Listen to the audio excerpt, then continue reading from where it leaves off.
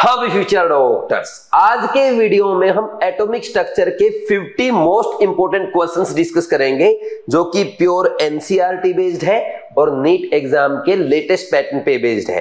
इसमें वो सारे क्वेश्चंस इंक्लूड है जो IIT advance, JEE mains, NCERT exemplar या एनसीईआरटी के जो इन टेक्स्ट एग्जाम्पल और इन टेक्स्ट क्वेश्चन है उनसे एज इट इज आपके नीट 2025 एग्जाम में आ सकते हैं। तो ये सारे इंपॉर्टेंट क्वेश्चन हम आज के वीडियो में अच्छे से डिस्कस करेंगे। इसके साथ साथ एटॉमिक स्ट्रक्चर के सारे कॉन्सेप्ट्स इन क्वेश्चंस के थ्रू मैं आपको रिवाइज कराऊंगा। साथ में यह भी बताऊंगा कि एग्जामिनर आपसे एग्जाम में क्या मिस्टेक करवा सकता है या एनसीईआरटी के ऐसे कौन से टॉपिक्स हैं जहां से आपके नीट एग्जाम में एज इट इज क्वेश्चन पूछा जा सकता है। इसलिए आपको ये कंप्लीट वीडियो अच्छे से देखना है और जहां पे भी इंपॉर्टेंट पॉइंट, मिस्टेक या कोई इंपॉर्टेंट क्वेश्चन मैं आपको बताता हूं उसको आप अलग से नोट करके रिवाइज भी कर सकते हैं ताकि जब भी आपसे एग्जाम में कोई क्वेश्चन पूछा जाए आप उसे इजीली सॉल्व कर पाएं और केमिस्ट्री में 180 आउट ऑफ 180 स्कोर करके आप अपने ड्रीम कॉलेज में जाएं। ठीक है भाई, तो स्टार्ट करेंगे क्वेश्चंस। लेकिन इससे पहले आप सब बच्चों के लिए एक गाइडलाइन है। आप भले ही कोई टेस्ट प्रैक्टिस करें या घर पे क्वेश्चन प्रैक्टिस करें या प्रीवियस ईयर क्वेश्चन प्रैक्टिस करें, एक आदत बनाएं कि आपको क्वेश्चन जब भी करना है टाइम लिमिट में करना है। जैसे ये 50 क्वेश्चंस है, ये आपके बीवाइज क्लासेस की केमिस्ट्री केयर टेस्ट सीरीज के टेस्ट के क्वेश्चंस है। तो इन 50 क्वेश्चंस में आपको 50 मिनट या मैक्सिमम 1 आवर का टाइम देना चाहिए। वैसे मैं आपके लिए मैक्सिमम 1 आवर का ही टाइम रखता हूं टेस्ट में, उससे ज्यादा टाइम मैं आपको लो नहीं करता हूं। 1 आवर का टाइम जो है केमिस्ट्री के 50 क्वेश्चन के लिए, that is more than enough. जब आप टाइम लिमिट में क्वेश्चन करेंगे, चाहे टेस्ट है या जैसे मैंने बताया क्वेश्चन प्रैक्टिस के दौरान, एक काम करें भाई, हमेशा क्वेश्चंस को 3 अटेम्प्ट में करें। जैसे 50 क्वेश्चन करने हैं, पहले अटेम्प्ट में आप ओनली इजी वाले क्वेश्चन करें जो आपसे देखते ही हो जाए। जैसे एटॉमिक स्ट्रक्चर में बहुत सारे थियोरेटिकल क्वेश्चन होते हैं जिसमें आपको कैलकुलेशन नहीं करनी पड़ती है या जिसमें आपको ज्यादा टाइम नहीं लगता है, तो उन क्वेश्चंस को आप पहले अटेम्प्ट में करेंगे जो क्वेश्चन आपके विद इन 30 सेकंड हो जाएंगे। दूसरा, ऐसे क्वेश्चंस जो आपको अच्छे से आते हैं लेकिन आपको पता है कि थोड़ा सा टाइम टेकिंग है, उसमें आपको 50 से 60 सेकंड का टाइम लग सकता है, यानी लेस देन 1 मिनट का टाइम लग सकता है, तो उनको आप सेकंड अटेम्प्ट में करेंगे। इनको मैं कहूंगा एवरेज क्वेश्चन। तीसरे अटेम्प्ट में आप उन क्वेश्चंस को करेंगे जो क्वेश्चन आपको लगता है कि बहुत ज्यादा टाइम टेकिंग है या बहुत कैलकुलेटिव है, लेंथी है, या ऐसे क्वेश्चन जिनमें 3-4 कॉन्सेप्ट मिक्स होते हैं और आपको पता है इसमें टाइम लगेगा, तो ऐसे क्वेश्चन को आपको हमेशा तीसरे अटेम्प्ट में करना है। इनको आप टफ क्वेश्चन बोल सकते हैं, लेंथी क्वेश्चन बोल सकते हैं, जो भी आप बोलना चाहें, ठीक। लेकिन अगर आज से आपकी ये प्रैक्टिस होगी, देखो आज हमारा केयर टेस्ट सीरीज का दूसरा टेस्ट है, अगर आज से ही हम ये प्रैक्टिस कर देंगे तो आपकी एक आदत बन जाएगी कि पेपर को 3 अटेम्प्ट में करना है। यही आदत आपकी फिजिक्स में भी होगी, बायो में भी होगी, और फिर इसी आदत के साथ आप अपना नीट 2025 का एग्जाम अटेम्प्ट करेंगे तो इससे आपका एग्जाम 3 बार अटेम्प्ट होगा। और जो बच्चे नीट जैसे एग्जाम को 3 बार अटेम्प्ट कर लेते हैं वो इजीली 680 प्लस 700 प्लस तक स्कोर करते हैं। देखो, अगर आपको नीट एग्जाम में 700 तक स्कोर करना है, मैं कहूंगा आपके कम से कम 3 अटेम्प्ट होने चाहिए। अगर आप 2 अटेम्प्ट में पेपर करेंगे तो आप 650 तक स्कोर कर पाएंगे, और जो बच्चे 1 अटेम्प्ट में पेपर करते हैं उनका स्कोर 580 से 620 के आसपास रह जाता है, यानी 600 के अराउंड रह जाएगा। अब आपको डिसाइड करना है कि आपका टारगेट कितना है और आपको कितने अटेम्प्ट में पेपर करना है। मैं कहूंगा आप सबकी आदत होनी चाहिए पेपर को कम से कम 3 अटेम्प्ट में करने की। तो इन टेस्ट के वीडियो सॉल्यूशन के थ्रू मैं आपको यह भी सिखाने की कोशिश करूंगा कि हमें किस क्वेश्चन को कौन से अटेम्प्ट में करना होता है, कौन से क्वेश्चन को आपको लास्ट में करना है, कौन से क्वेश्चन को पहले करना चाहिए। यही आदत आपको अपने पेपर में या घर पे क्वेश्चन प्रैक्टिस करते टाइम, प्रीवियस ईयर क्वेश्चन करते टाइम बनाना है। ठीक, अब करें स्टार्ट। ये आप सब जानते हैं, ये केयर टेस्ट के सॉल्यूशन हम डिस्कस कर रहे हैं। टेस्ट नंबर 2 है, एटॉमिक स्ट्रक्चर चैप्टर का नेम है। जिन बच्चों ने अभी तक केयर टेस्ट सीरीज ज्वाइन नहीं की है वो बीवाइज क्लासेस ऐप डाउनलोड करके केयर टेस्ट सीरीज ज्वाइन कर सकते हैं। केयर टेस्ट में आपको चैप्टर वाइज टेस्ट मिलेंगे, रिवीजन टेस्ट मिलेंगे और साथ में मिलते हैं मेजर टेस्ट। इनके वीडियो सॉल्यूशंस में मैं आपको टेस्ट के पूरे चैप्टर को, कॉन्सेप्ट्स को अच्छे से रिवाइज कराता हूं, एग्जामिनर क्या मिस्टेक करवा सकता है या इस बार नीट 2025 एग्जाम में कौन सा क्वेश्चन आपसे पूछा जा सकता है, वो भी इन टेस्ट के वीडियो सॉल्यूशन के थ्रू आपको बताता हूं। तो अगर आप टेस्ट को अच्छे से अटेम्प्ट करेंगे, इनका एनालिसिस करेंगे और ये वीडियो सॉल्यूशन देखेंगे, इससे आपको काफी बेनिफिट होगा। साथ में जैसा मैंने आपको लास्ट वीडियो में मोल कॉन्सेप्ट के वीडियो सॉल्यूशन में बताया था कि एक कॉपी ऐसी लगाएं जिसमें आप ओनली केयर टेस्ट सीरीज की मिस्टेक लिखते चलें, या जो इंपॉर्टेंट पॉइंट मैं आपको बताऊं वो लिखते चलें, और उनको शॉर्ट में लिखना है ताकि रिवीजन में आपको कम टाइम लगे। तो ये कॉपी जब आपके पास रेडी होगी तो एग्जाम से 1 या 2 दिन पहले हम ओनली इस कॉपी को पढ़ के जाएंगे, और अगर ऐसा आपने फॉलो किया तो देखना आपको ऐसा लगेगा कि पूरा पेपर आपका इसी कॉपी से आया है। क्योंकि हर बार अच्छे बच्चों से मैं ये करवाता हूं और बच्चे easily 170, 175, even 180 out of 180 score करते हैं। जैसा कि आपने देखा 2024 में बीवाइज क्लासेस के 11 स्टूडेंट्स ने 180/180 स्कोर किया था। ठीक, इस बार बारी आपकी है, इसको अच्छे से फॉलो करना है।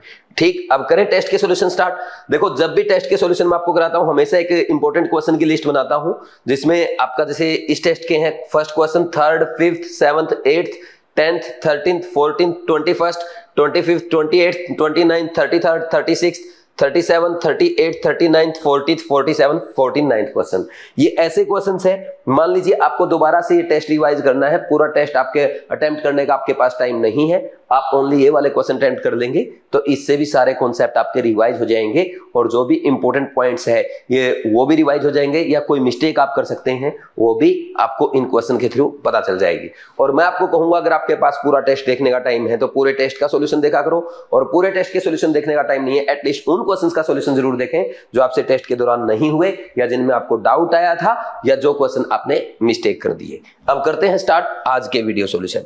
देखो भाई, सबसे पहला question, assertion reason. Assertion reason कैसे करते हैं? असर्शन रीजन सोल्व मैं आपको पहले भी बता चुका हूं, एक बार फिर रिपीट कर देता हूं। देखो, असर्शन रीजन सोल्व करते टाइम सबसे पहले आपको इस बात का ध्यान रखना है कि जो डाउट आपको आता है कि असर्शन का रीजन करेक्ट एक्सप्लेनेशन है या नहीं, ऐसे क्वेश्चंस में कभी भी because, due to, therefore, that's why नहीं लगाना है। बहुत सारे बच्चे क्या करते हैं भाई, असर्शन सही है, रीजन सही है, फिर इसके बीच में ना बिकॉज लगा के देखते दोनों स्टेटमेंट में, या therefore, due to, that's why, so, therefore, इस टाइप के टूल्स यूज करते हैं। देखो, अगर ऐसे टूल्स आप यूज करेंगे तो प्रोबेबिलिटी है कि एग्जाम में आपका क्वेश्चन मिस्टेक हो जाएगा। तो आपको क्या करना चाहिए? देखो, अगर आपका असर्शन या रीजन में से कोई एक रॉन्ग है तब तो आपको दिक्कत ही नहीं है, क्योंकि पहले 2 में से आंसर नहीं आएगा, पहले 2 ऑप्शन में आपको प्रॉब्लम आती है। तो अगर मान लीजिए असर्शन सही है, रीजन सही है, इस केस में आपको क्या करना है, दोबारा से असर्शन वाली स्टेटमेंट को पढ़ना है, फिर उसमें सोचना है कि ये सही क्यों है। अब जो रीजन आपने सोचा है अगर वो नीचे वाली स्टेटमेंट यानी रीजन में लिखा है तो ये रीजन असर्शन का करेक्ट एक्सप्लेनेशन है, अदरवाइज नहीं है। ये समझ में आ गया? अब आगे बढ़ते हैं, टेस्ट के सॉल्यूशन स्टार्ट करते हैं। ऐसे बहुत सारे कॉन्सेप्ट मैं आपको केयर टेस्ट सीरीज के टेस्ट के वीडियो सॉल्यूशन में हमेशा सिखाता रहूंगा। तो इस क्वेश्चन को देखो, अब असर्शन रीजन में भी ऐसा होता है, अगर आपको टाइम लगता है या इनसे डर लगता है तो आप इसको फर्स्ट अटेम्प्ट की बजाय सेकंड या थर्ड में कर सकते हो, बाकी इजी क्वेश्चन हो जाएगा। असर्शन क्या है? Energy of 2s orbital of hydrogen atom is greater than that of 2s orbital of lithium. ये बोल रहा है कि जो energy of 2s orbital of hydrogen है that is greater than 2s orbital of lithium. बिल्कुल सही स्टेटमेंट है, क्योंकि ये आपके एनसीईआरटी में लिखा है कि भाई फॉर सेम सबसेल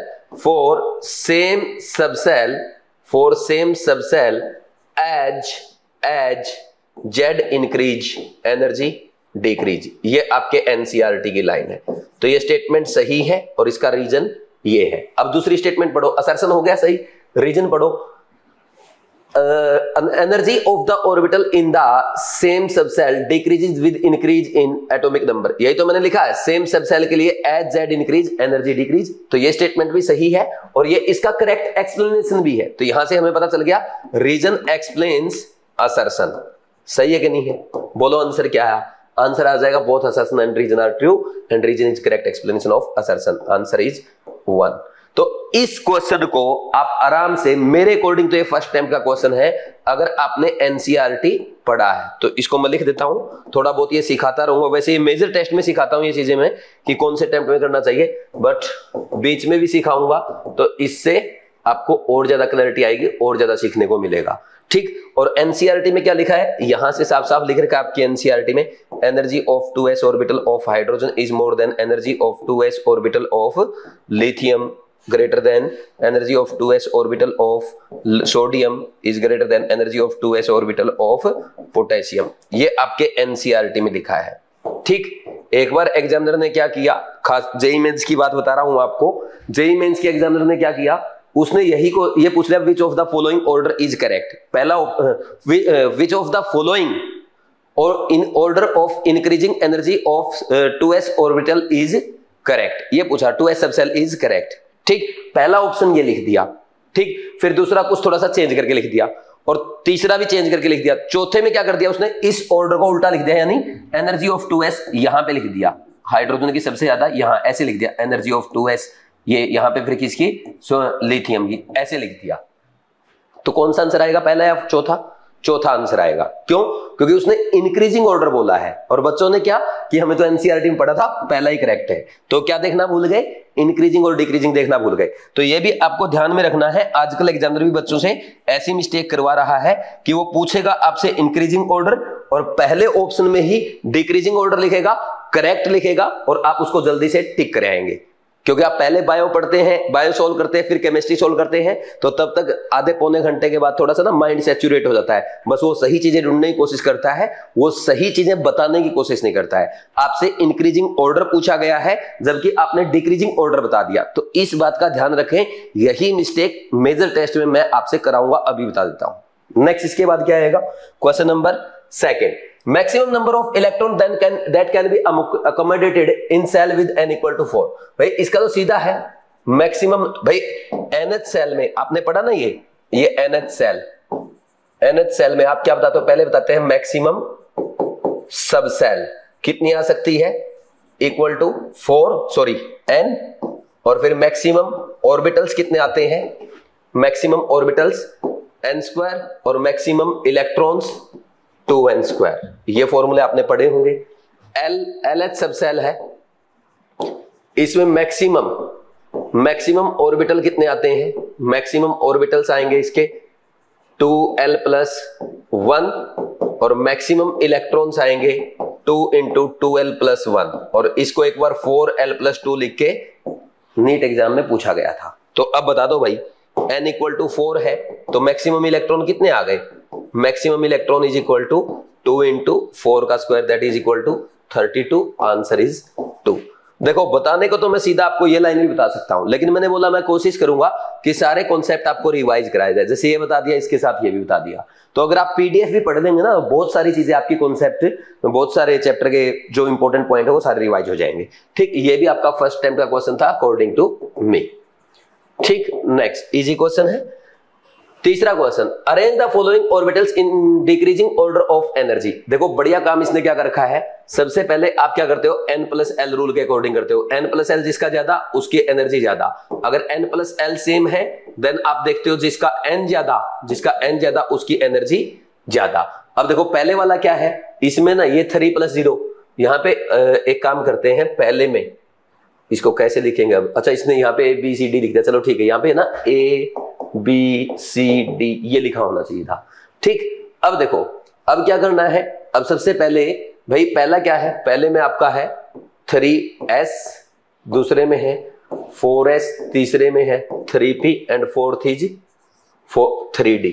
तो आप इसका n+l फाइंड आउट करो, इसका 3 आएगा, 3+0, 4+0 4, 3+1 4 और 3+2 5। तो सबसे ज्यादा एनर्जी किसकी, D की, उससे कम इन दोनों की, इन दोनों में 4s की, यानी B की, उससे कम C की, सबसे कम A की। ये ऑर्डर आ जाएगा D B C A, answer is 2। अब ऐसे क्वेश्चन को भी फर्स्ट अटेम्प्ट में कर सकते हो आप, क्योंकि आदत तो होगी आपके ऐसे क्वेश्चन को करने की। हालांकि इसमें खैर 30 सेकंड में हो जाएगा। मैं तो आपको ना, आप पेपर में ऐसा थोड़ा लिखोगे, आप तो पेपर में सीधा यहां से शुरू करोगे ना, वो तो मैं आपको समझा रहा हूं, मैं कॉन्सेप्ट रिवाइज करा रहा हूं, मुझे टाइम लग सकता है।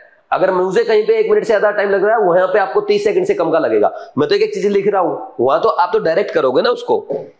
नेक्स्ट है question number 4, the shortest wavelength of hydrogen atom in Lyman series is lambda. The longest wavelength in बामर series of helium plus is. सबसे पहले ध्यान देने वाली बात यह है, यहां पे ये बात कर रहा है किसका, shortest wavelength of hydrogen atom in Lyman series, ठीक। और यहां पे पूछ रहा है longest wavelength of बामर series of helium plus. कुछ बच्चों ने हीलियम प्लस का ध्यान नहीं दिया होगा और पक्का मिस्टेक किया होगा, तो ये मिस्टेक हमारी नहीं होनी चाहिए। तो देखो कैसे करेंगे, सबसे पहले आप फॉर्मूला जानते हैं, हमने फॉर्मूला पढ़ा है 1 upon lambda is equal to क्या होता है, 1 upon lambda equal to R H into Z का स्क्वायर इंटू 1 अपॉन n1 का स्क्वायर माइनस 1 अपॉन n2 का स्क्वायर। ये फॉर्मूला कब अप्लाई करते हैं, जब हमारा इलेक्ट्रॉन n2 एनर्जी लेवल से n1 एनर्जी लेवल में आता है तब अप्लाई करते हैं, ठीक। अब वो बात कर रहा है किसकी, लाइमन सीरीज की और बामर सीरीज की, तो इनके बारे में भी आपको नॉलेज होनी चाहिए। देखो भाई ये हमारे एनर्जी लेवल्स है, n इक्वल टू 1 है, n इक्वल टू 2 है, n equal to 3, n equal to 4 और ये ऐसे n इक्वल टू इनफाइनाइट तक हम बना सकते हैं। तो सबसे पहले जब भी इलेक्ट्रॉन हायर एनर्जी लेवल से फर्स्ट एनर्जी लेवल में आएगा यानी ग्राउंड स्टेट में आएगा, तो जो भी लाइन बनेगी वो आपकी कहलाएगी लाइमन लाइन और इसको हम कहते हैं लाइमन सीरीज। बोलो इसमें कोई डाउट नहीं है। अब देखो लाइमन सीरीज, और इसके बाद जब सेकंड एनर्जी लेवल में कोई भी इलेक्ट्रॉन आएगा हायर एनर्जी लेवल से, तो दैट इज कॉल्ड बामर सीरीज। इसमें किसी को कोई डाउट आई थिंक नहीं होना चाहिए। तो सबसे पहले ये आपको पता है लाइमन और बामर सीरीज का, बामर सीरीज होती है विजिबल रीजन में, जबकि लाइमन सीरीज होती है यूवी रीजन में यानी अल्ट्रावायलेट रीजन में। तो अब आपसे पूछा लाइमन सीरीज का शॉर्टेस्ट वेवलेंथ क्या होता है, लैम्डा। वो लैम्डा दे रखा सॉरी उसने, तो शॉर्टेस्ट वेवलेंथ कब होगा, हम जानते हैं energy equal to hc upon lambda होता है। तो जहां पे एनर्जी कम वहां पे वेवलेंथ मैक्सिमम होगा। देखो पहली लाइन जो है this is called first line और this is called last line, ठीक। तो फर्स्ट लाइन जो होती है उसमें एनर्जी मिनिमम होगा तो लैम्डा मैक्सिमम होगा, और जो लास्ट लाइन होती है उसकी एनर्जी मैक्सिमम होगी, सबसे ज्यादा गैप आ रहा है, और लैम्डा उसका मिनिमम होगा। सिमिलरली अगर हम बात करें बामर सीरीज में, फर्स्ट लाइन का एनर्जी मिनिमम होगा तो लैम्डा क्या होगा, मैक्सिमम, और लास्ट लाइन का एनर्जी मैक्सिमम होगा तो लैम्डा क्या होगा, मिनिमम होगा। इसमें कोई डाउट नहीं होना चाहिए। तो अब देखो आपसे लैम्डा आपको किसका दे रखा है, लाइमन सीरीज का हाइड्रोजन एटम के लिए लैम्डा दे रखा है शॉर्टेस्ट वेवलेंथ, शॉर्टेस्ट दे रखा है। तो हम एक काम करेंगे 1 अपॉन लैम्डा नहीं लिखेंगे, पहले हम लिखेंगे भाई क्या दे रखा उसने, लैम्डा मिनिमम, किसका दिया, लैम्डा मिनिमम लाइमन सीरीज का, लाइमन सीरीज और किसकी, हाइड्रोजन एटम की, ठीक। डिवाइड बाई मैं ये कर सकता हूं lambda maximum for Balmer series, किसका, हीलियम प्लस का, यही तो होगा। अब आप क्या लिख सकते हो, इसको मैं एक काम करता हूं ऐसे लिख दूं इसको 1 upon lambda maximum of helium plus बामर series, या पहले बामर लिख लो वो आपकी मर्जी, उससे कोई फर्क नहीं पड़ता है, ठीक। बामर हीलियम प्लस, स्पेस थोड़ा कम है इसलिए छोटा छोटा लिख रहा हूं, divide by 1 upon lambda minimum Lyman, किसका, हाइड्रोजन का। अब आप कहेंगे सर आपने ऐसा क्यों लिखा, क्योंकि देखो हम लोग ये जानते हैं, क्या मैं x अपॉन y को 1 upon y divide by 1 upon x लिख सकता हूं। आप इसको लिख के देखो, x ऊपर जाएगा y नीचे आ जाएगा, x अपॉन y हो जाएगा। यही मैंने किया, लैम्डा मिनिमम है तो इसको लिख दिया इधर 1 अपॉन लैम्डा मिनिमम, ये लैम्डा मैक्सिमम नीचे था, इसको ऊपर लिख दिया 1 अपॉन लैम्डा मैक्सिमम। अब ये फॉर्मूला आपका डायरेक्ट अप्लाई हो जाएगा, क्योंकि 1 अपॉन लैम्डा फॉर्मूला ना, ये फायदा हो गया ऐसे लिखने का। अब देखो पहला आर एच इंटू जेड कितना है, जेड कितना है बामर के लिए 2 है, 2 का स्क्वायर 1 अपॉन कितना, n1 कितना होगा, this is n1 is 2 and n2 कितना होगा, इसका मैक्सिमम पूछ रहा है मिनिमम, मैक्सिमम पूछ रहा है ना, तो इसका लैम्डा मैक्सिमम के लिए n2 हो जाएगा, 3 हो जाएगा सॉरी, 1 अपॉन 2 का स्क्वायर माइनस 1 अपॉन 3 का square, n1 is 2 n2 is 3। अब वापिस RH इंटू हाइड्रोजन के लिए लैम्डा सॉरी जेड 1 का स्क्वायर 1 अपॉन 1 का स्क्वायर, ठीक, क्यों 1 में आएगा, n1 1 है, n2 कितना होगा, लैम्डा मिनिमम की बात कर रहा है, इनफाइनाइट से आएगा 1 अपॉन इनफाइनाइट का स्क्वायर, 1 अपॉन इनफाइनाइट 0 होता है, तो यहां पे ये आपको दे रखा कितना lambda divide by lambda maximum for Balmer series helium plus का पूछा है, यही पूछा है आपसे।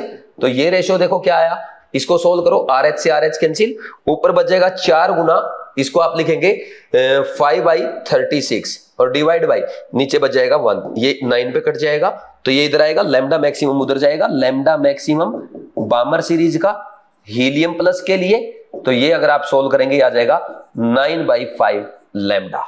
आंसर चेक करो, आंसर इज 2, आंसर इज 2।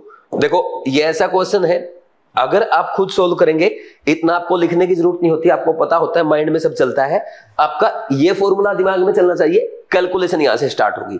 वैसे वो 2 लाइन का है लेकिन फिर भी गलती होने के चांस रहते हैं, ठीक, या टाइम टेकिंग हो सकता है कुछ बच्चों के लिए, तो अगर आप जल्दी कर लेते तो सेकंड अटेम्प्ट, नहीं तो अगर टाइम टेकिंग लगता है तो आपको ये थर्ड अटेम्प्ट का क्वेश्चन है आपका, ठीक।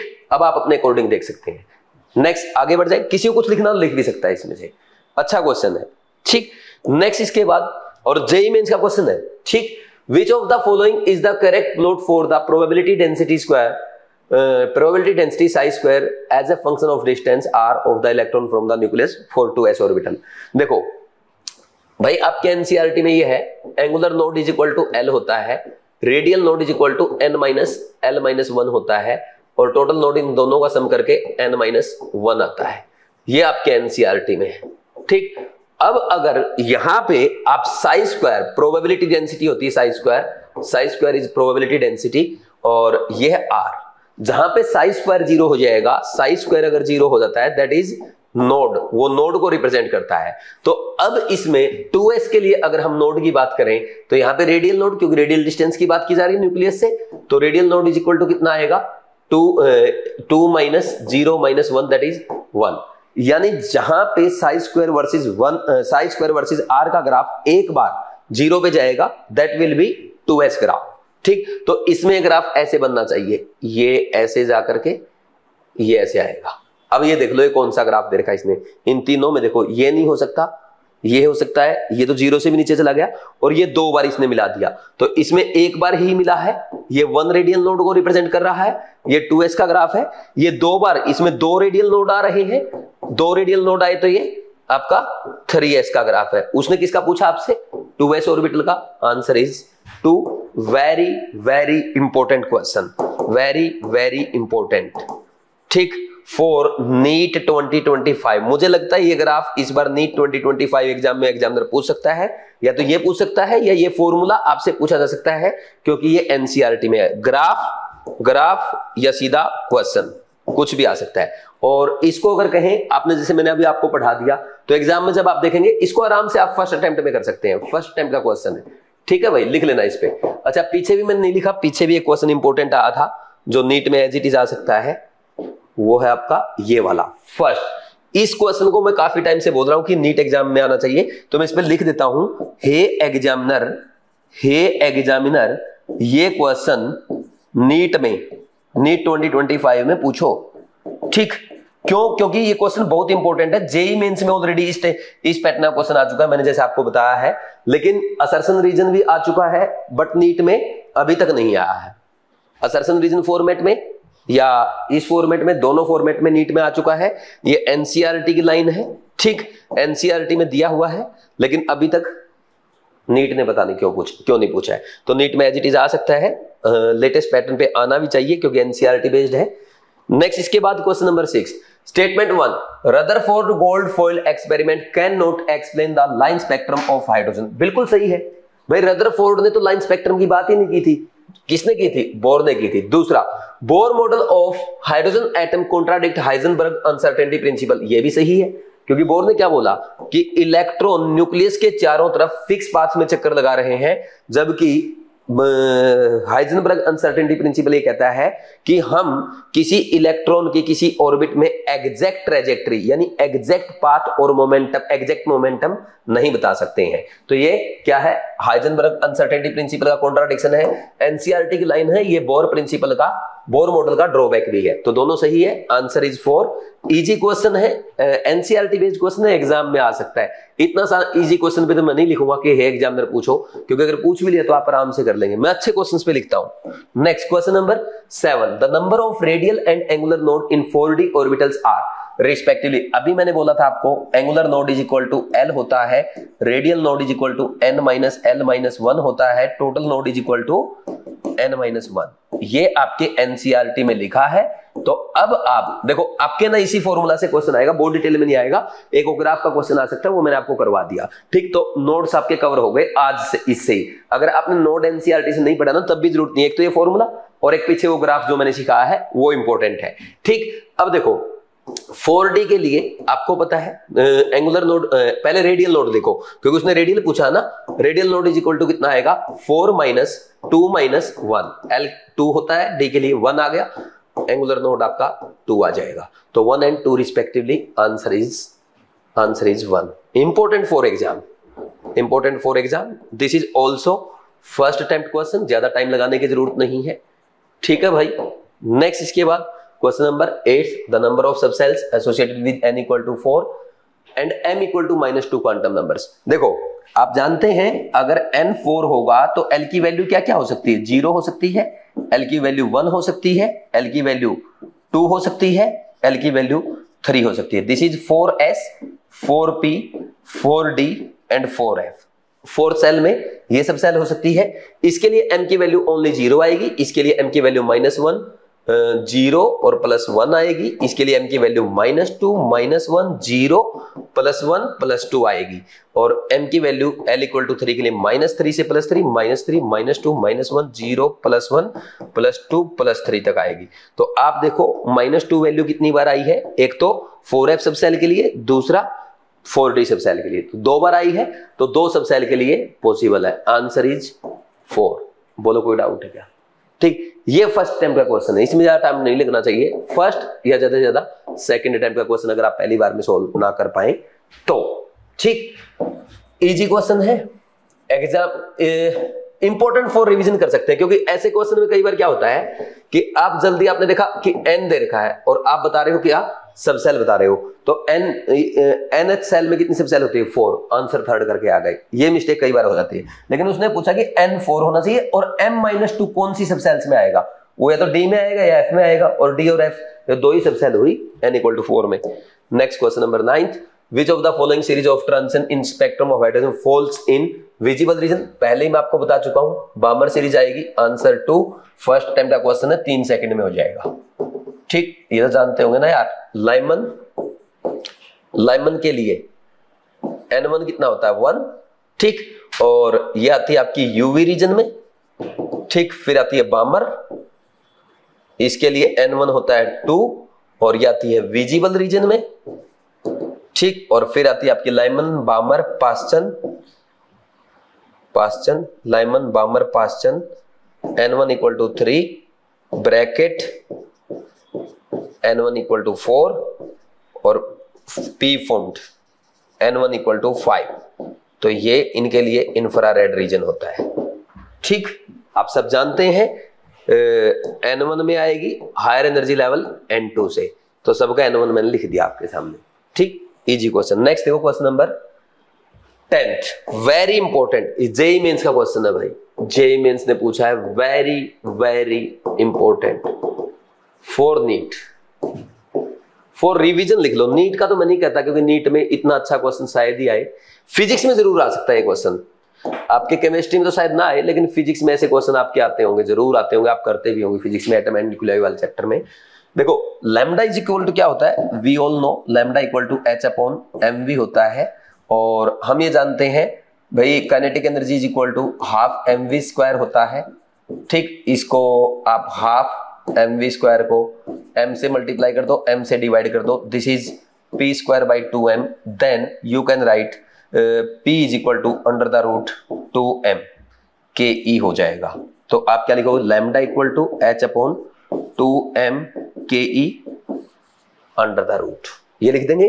अब इसके बाद नेक्स्ट क्या आएगा, देखो वो बोल रहा है lambda de Broglie wavelength associated with a photo electron varies with frequency nu of the incident radiation as nu naught is threshold frequency. हम जानते हैं एनर्जी इज इक्वल टू क्या होता है, work function plus kinetic energy. यहाँ पे आप लिख सकते हो H nu, this is H nu naught होता है प्लस काइनेटिक एनर्जी, तो kinetic energy is equal to H into nu minus nu naught होगा, ठीक। और आप यहाँ पे लिख सकते हैं lambda equal to H upon under the root 2m into H into nu minus nu naught. तो ये न्यू की फॉर्म में अगर लिखना चाहें, lambda is inversely proportional to 1 upon nu minus nu naught का रूट, या इसकी पावर हाफ लिख सकते हैं। तो कौन सा आंसर आएगा, 10th का आंसर आ जाएगा आपका सेकंड, 10th का आंसर सेकंड। बोलो कोई डाउट नहीं है, तो 10th का आंसर हो गया second. Very important for revision लिख दिया, और फर्स्ट अटेम्प्ट में भी हो जाएगा, सेकंड अटेम्प्ट तक लेके जा सकते हो, थर्ड अटेम्प्ट तक जाने की जरूरत नहीं है, क्योंकि मैंने तो आपको डेराइव करके बताया है। बाकी जो बच्चे फिजिक्स में पढ़ते हैं, आप बहुत ज्यादा प्रैक्टिस करते हैं, डायरेक्ट फॉर्मूला आपको याद होता है, और इसका भी आपको डायरेक्ट आइडिया होता है, तो आराम से 1 मिनट में हो जाएगा आपसे, ठीक। Next, correct set of quantum number for the unpaired electron of the chlorine atom is. Unpaired electron of chlorine, ये अच्छा पूछा। देखो क्लोरीन के जो कॉन्फ़िगरेशन था 1s2 2s2 2p6 3s2 3p5 ऐसे लिखोगे ना, या ऐसे लिखोगे 3s2 3p5 आउटर मोस्ट को, है ना, वैलेंस सेल वाले को। तो अब देखो 3s 3p, तो इसमें n equal to 3, l equal to 1, m equal to -1 से +1 कुछ भी हो सकता है, कोई भी -1 0 कुछ भी लिख रखा हो, ये आंसर आ जाएगा। जैसे इसने 0 लिख रखा तो हम भी 0 लिख देते हैं, ठीक। Answer is 3। इजी क्वेश्चन है, फर्स्ट अटेम्प्ट का क्वेश्चन है, ऐसे क्वेश्चन भी एग्जाम में आ सकते हैं। नेक्स्ट, इसके बाद question number 12, the wavelength associated with a golf ball weighing 200 gram and moving at a speed of 5 metre per hour is of the order. तो देखो सबसे पहले आपको वेलोसिटी को लेके आना पड़ेगा, 5 मीटर पर आवर उसने दे रखा है, 5 मीटर पर सेकंड में 5/3600 मीटर पर सेकंड हो जाएगा, और उसने मास भी उसका ग्राम में दे रखा है, तो 200 ग्राम को 0.2 kg लिखेंगे। ऐसा ही यूनिट में लिखना जरूरी है। Lambda equal to h upon mv होता है, h कितना 6.62 इंटू 10 की पावर -34 है, डिवाइड बाई m कितना है 0.2 है, इंटू 5/3600 है, ये कैंसिल हो जाएगा, 0.2 5 दूनी 10 0.1 हो गया, 1/3600, 3600 के ऊपर ले जाएंगे, 6.6 से मल्टीप्लाई करेंगे, इंटू में 10 की पावर -34 करेंगे। अब देखो इसको सोल्व भी कर दोगे तो समथिंग इंटू 10 की पावर -30 मीटर के आसपास आएगा। क्यों? क्योंकि और देखो सारे कैसे कैसे हैं, कितने बड़े बड़े दे रखे हैं, तो यही पास आ रहा है, आंसर इज 3। ऐसे सोल्व करते हैं, और वैसे भी सोल्व करना है, इसको कर देना सोल्व, ठीक। 36 सिक्का कितना होता है, 36 सिक्का होगा 36 36 18 216 216 21,000 समथिंग, 21,000 समथिंग को आप लिख सकते हो 2.1 इंटू 10 की पावर 4, 2.1 इंटू 10 की पावर 4, 2.1 इंटू 10 की पावर 4, और इसको थोड़ा सा उससे ज्यादा ही आएगा, बल्कि ये लगभग 3 इंटू 10 की पावर 4, और फिर इंटू 10 की पावर -34 से 10 की पावर -34 को 10 की पावर -30, आंसर इज 3rd। ये आपका ज्यादा से ज्यादा सेकंड अटेम्प्ट का क्वेश्चन है, इससे ज्यादा नहीं जाना चाहिए, और असल में फर्स्ट में भी हो सकता है, हालांकि कैलकुलेशन है बट हो सकता है, ठीक। या सेकंड ही लिख लो, क्योंकि फिर आदत पड़ जाती है बार बार हर क्वेश्चन को छेड़ने की। बेटर ये है कि कैलकुलेशन वाले सेकंड अटेम्प्ट में ही हो। Next question number 13th, for a D electron the orbital angular momentum. क्या होता है orbital angular momentum? Orbital angular momentum ये होता है आपका L into L+1 under the root into में h/2π, ये होता है। तो अब देखो D के लिए L की वैल्यू 2 आएगी, तो 2 into 2 + 1 under the root h/2π कितना हो गया, √6 इंटू h/2π, पहला ही आंसर आ गया है ना, h/2π पहला ही आंसर आ गया। ये फर्स्ट अटेम्प्ट का क्वेश्चन है, इसमें टाइम टेकिंग नहीं है, क्योंकि वहां पे आपको फॉर्मूला थोड़ा लिख के देखना है, आप तो सीधा इस स्टेप से करोगे, 2 स्टेप में हो गया। पहले अटेम्प्ट का क्वेश्चन है, answer is 1, very easy question, ठीक। Next question number 14, if the nitrogen atom has electronic configuration 1s7 it would have energy lower than that of the normal ground state configuration 1s2 2s2 2p3 because the electrons would be closer to nucleus, yet 1s7 is not observed because it violates। देखो इसने इतनी बड़ी statement लिख दी, आधे बच्चे तो इसको पढ़ते ही नहीं है। असल में क्वेश्चन यहां से स्टार्ट होता है कि भाई जो नाइट्रोजन है उसका 1s7 कॉन्फ़िगरेशन क्यों नहीं होता, कि क्यों नहीं होता, क्योंकि ये किसको वायलेट करता है। भाई 1s में मैक्सिमम कितने इलेक्ट्रॉन आ सकते हैं, 2, और 1s में maximum 2 electron with opposite spin, ये किसका प्रिंसिपल है, this is Hund's, this is Pauli's exclusion principle. Pauli exclusion principle क्या कहता है भाई, an electron, no two electron in an atom can have same quantum numbers. किसी भी दो इलेक्ट्रॉन के सेम क्वांटम नंबर नहीं हो सकते, या यूं कहो कि एक ऑर्बिटल में मैक्सिमम दो इलेक्ट्रॉन आ सकते हैं विद अपोजिट स्पिन। ये किसने कहा है? पॉली ने कहा है। तो ये पॉली एक्सक्लूजन प्रिंसिपल को वॉयलेट कर रहा है। 1s2 आ सकता है, 1s7 नहीं आ सकता। बाकी शुरू में तो उसने देखा है कि 1s में सारे इलेक्ट्रॉन होते हैं, न्यूक्लियस के पास होता, उससे उसकी एनर्जी कम होती, फोर्स ऑफ अट्रैक्शन से स्टेबिलिटी ज्यादा होती। वो तो उसने कहानी बना रखी है। बाकी ये IIT एडवांस का क्वेश्चन है, गुड क्वेश्चन फॉर रिवीजन। ठीक, तो दो इलेक्ट्रॉन आएंगे मैक्सिमम एक ऑर्बिटल में। किसने बोला है? ये पॉलीज एक्सक्लूजन प्रिंसिपल ने। और हुंस मैक्सिमम मल्टीप्लिसिटी रूल क्या कहता है? Pairing of electron does not take place in a subshell until it is half filled और each orbital is singly occupied. ठीक, नेक्स्ट इसके बाद question number 15, the correct electronic configuration of chromium atom is. अरे chromium का configuration भाई ये आएगा argon 3d5,4s1। आप सब जानते हैं आंसर आ गया कौन सा? 3d5,4s1। Answer is 1। ये 15 क्वेश्चन है। ठीक, 15 क्वेश्चन। नेक्स्ट आगे बढ़ेंगे, question number 16, Which of the following orbital will have zero probability of finding the electron in YZ plane? YZ plane में इलेक्ट्रॉन किसका नहीं पाया जाएगा? भाई px का नहीं पाया जाएगा, px का कोई इलेक्ट्रॉन नहीं मिलेगा YZ प्लेन में। ठीक, YZ क्या है इसके लिए? नोडल प्लेन हो जाएगा, कोई इलेक्ट्रॉन नहीं है वहां पे। ठीक, जबकि भाई py है, py का y डायरेक्शन में इलेक्ट्रॉन आ गया, pz का z डायरेक्शन में इलेक्ट्रॉन आ गया, dyz ये तो YZ प्लेन में इलेक्ट्रॉन है, तो इनके इलेक्ट्रॉन तो आएंगे, उसका नहीं आएगा। Answer is 1। Answer is 1। ये भी फर्स्ट अटेम्प्ट का क्वेश्चन था, इजी क्वेश्चन है, लिख लो, इसमें कुछ लिखना है। नेक्स्ट है भाई question number 17, the wavelength of a spectral line for an electronic transition is inversely related to the number of electrons undergoing the transition, nuclear charge of the atom, the difference in energy of energy levels involved in the transition, the velocity of the electron undergoing the transition. देखो भाई, जब हम किसी भी transition, electron के transition की बात करते हैं, मान लीजिए वो हायर एनर्जी लेवल से लोअर एनर्जी लेवल में आ रहा है। ठीक, तो जब ये हायर एनर्जी लेवल से लोअर एनर्जी लेवल में आएगा तो ये जो एनर्जी गैप है,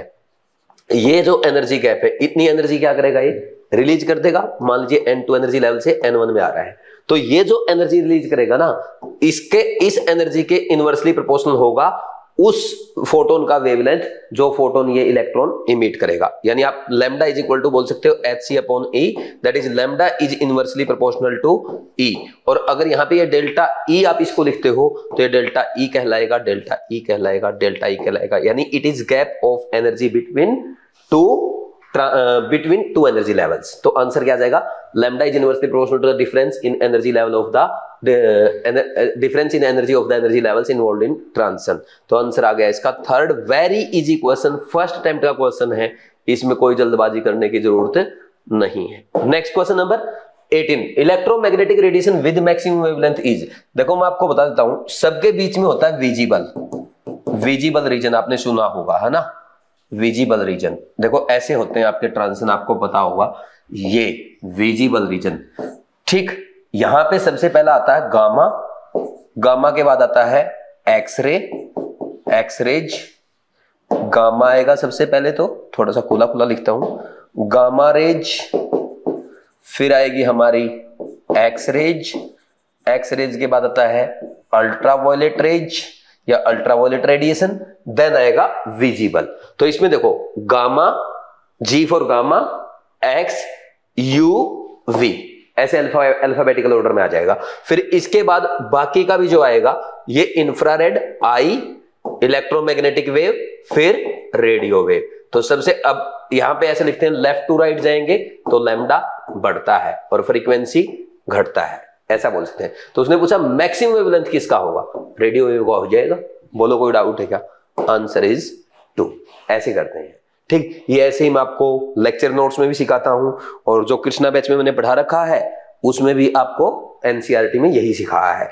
ठीक, नेक्स्ट इसके बाद विच of the following electron transition in A hydrogen atom will. अच्छा, ये फर्स्ट अटेम्प्ट का क्वेश्चन है, ये भी मैं बताना भूल गया आपको, फर्स्ट अटेम्प्ट का है क्योंकि बिल्कुल इजी है ना। अगर जिसको ये बनाना आता ना कि गामा एक्स यू विजिबल, तो फिर उसके बाद फिर alphabetical order, I for infrared, M for microwave, R for radio wave. ये W ये सारे पीछे आएगा, IR में MW RW। ठीक, आराम से कर सकते हो। Next, which of the following electronic transition in A hydrogen atom will require the largest amount of energy. भाई किसमें एनर्जी मैक्सिमम रिक्वायर्ड है? पहली बात तो इसने देखो क्या लिखा है, रिक्वायर्ड, यानी energy is absorbed, energy is absorbed. Energy absorb करेगा इलेक्ट्रॉन, तो क्या करेगा भाई, lower energy to higher energy level जाएगा, lower to higher energy level में जाएगा, तभी तो एनर्जी एब्सॉर्ब करेगा। बोलो कोई डाउट है क्या? अब देखो यहां पे n इक्वल टू 1 से 2 में जाएगा, एब्सॉर्ब करेगा, 2 से 3 में जाएगा, एब्सॉर्ब करेगा, इनफाइनाइट से 1 में आएगा, ऊपर से नीचे आएगा, रिलीज करेगा। क्या करेगा? रिलीज करेगा। 3 से 5 में जाएगा, तब भी एब्सॉर्ब करेगा। तो ये तो आंसर आ ही नहीं सकता रिलीज वाला तो। ठीक, अब देखो कौन से में, हाइड्रोजन स्पेक्ट्रम में कौन से में सबसे ज्यादा होगी? 1 से 2 हो गया, 1 से 2, 2 से 3, 4, 5। देखो 1 यहां पे होता है -13.6 आप लिखते हैं, ये -3.4 होता है, ये -1.52 होता है, ये -0.84 होता है, और ये -0.52 होता है। तो 1 से 2 में अगर जाएगा तो ये कितनी एनर्जी एब्सॉर्ब करेगा? 10.2 इलेक्ट्रॉन वोल्ट करेगा। दूसरा 2 से 3 में जाएगा तो ये वाला एनर्जी गैप देख लो कितना आ रहा है, ये 1.5 समथिंग आएगा, 1.5 समथिंग बोल दो, या 3 और 1.8 समथिंग आ जाएगा, इतना इलेक्ट्रॉन वोल्ट। और 3 से 5 में जाएगा तो ये वाला energy gap 1 electron volt absorb करेगा। तो सबसे ज्यादा एनर्जी गैप किसका आ रहा है? 10.2। तो फर्स्ट वाले में सबसे ज्यादा एनर्जी रिक्वायर्ड होगी, आंसर इज 1। ये फर्स्ट अटेम्प्ट में हो जाना चाहिए। और अगर इतना आपको सोचना पड़ रहा है, लिख के देखना पड़ रहा है, तो फर्स्ट या फिर मैक्सिमम सेकंड अटेम्प्ट, इससे आगे जाने की जरूरत आपको ऐसे क्वेश्चन में नहीं होनी चाहिए। Next question number 20, what is the maximum number of electrons that can be associated with the following set of quantum numbers. ये बोल रहा है देखो n equal to 3, l equal to 1 और m इक्वल टू -1, यानी ये 3p सब cell के एक ऑर्बिटल की बात कर रहा है, यानी 3p का कोई भी एक ऑर्बिटल, मान लीजिए 3px है, तो इसमें मैक्सिमम कितने इलेक्ट्रॉन आ सकते हैं? मैक्सिमम तो 2 इलेक्ट्रॉन आ सकते हैं। तो आंसर कौन सा आ जाएगा? फर्स्ट आ जाएगा। Easy but good question, easy and good question, ऐसे क्वेश्चन एग्जाम में आते रहते हैं। ठीक, और ये फर्स्ट अटेम्प्ट में आपसे हो जाना चाहिए, इसका आंसर 1 आएगा। कर देंगे भाई ऐसे। Next question number 21, number of 2 electrons can have the same value of 3 quantum numbers. 3 quantum numbers की वैल्यू सेम हो सकती है, क्योंकि पोली ने क्या बोला? No 2 electrons in an atom can have all 4 same quantum numbers. वो बोलने की अगर किसी एक ऑर्बिटल में 2 इलेक्ट्रॉन आ भी जाते हैं तो उनका स्पिन अलग होना चाहिए, स्पिन अपोजिट होना चाहिए, उनका स्पिन क्वांटम नंबर अलग होना चाहिए। ये हमने पढ़ा है। तो इसका मतलब ये हुआ, जैसे अभी हम मान लीजिए एक बात करें, यही क्वेश्चन देख लो आप, ये n equal to 3rd shell, l equal to 1 p subshell और m इक्वल टू -1 उसका एक ऑर्बिटल, तो उस ऑर्बिटल में 2 इलेक्ट्रॉन, तो इन दोनों इलेक्ट्रॉन के लिए n, l और m की वैल्यू क्या होगी? सेम होगी।